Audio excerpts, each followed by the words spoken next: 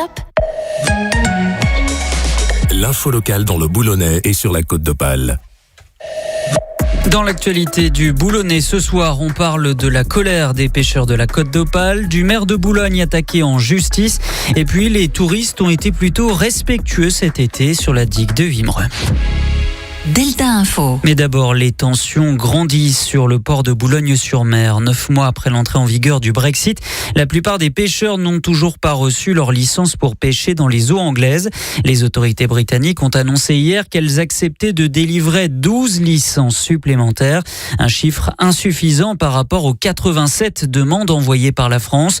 Jérôme Noël, sur les quais du port de Boulogne, les pêcheurs s'impatientent. Oui, et selon le président du comité régional des pêches, Olivier Leprêtre, des actions de protestation sont possibles dans les prochains jours. Il y a une forte tension sur les quais et je m'attends au pire dans les jours, voire dans les semaines à venir.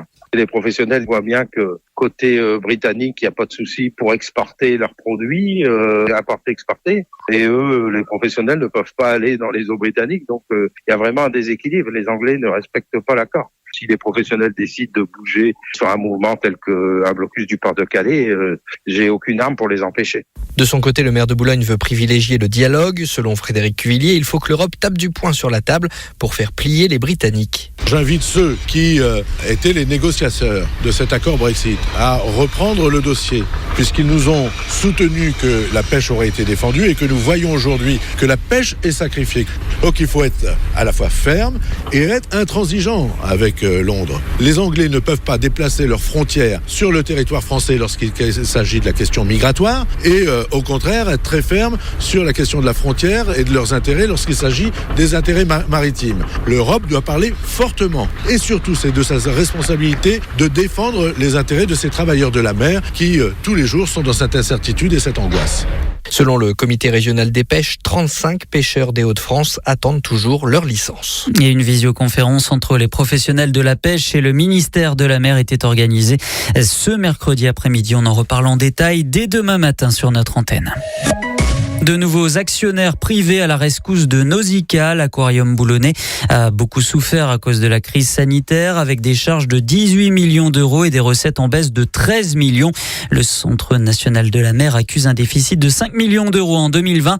Une recapitalisation est en cours. En conseil municipal, le maire de Boulogne a salué l'arrivée de nouveaux actionnaires locaux. La mairie de Boulogne, justement, attaquée en justice par une association départementale représentant les écoles privées. Comme la loi le prévoit, les communes doivent participer financièrement au fonctionnement des écoles privées sous contrat d'association avec l'État.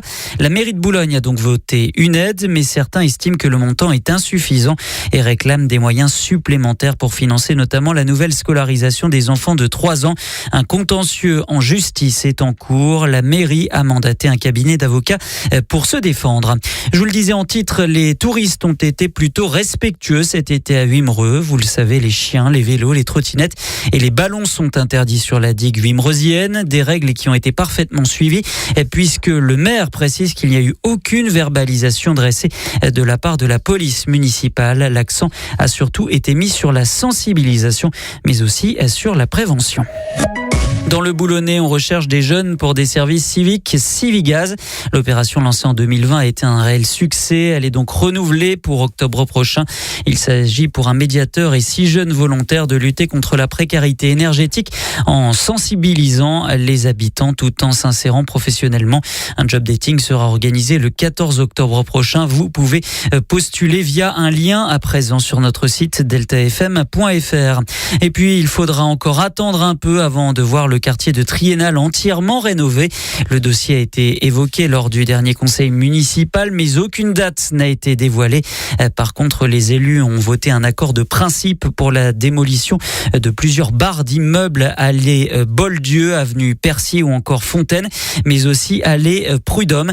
Un vote qui devrait permettre d'obtenir des financements de la part de l'État pour justement rénover ces quartiers. On aura l'occasion d'en reparler en détail prochainement sur Delta.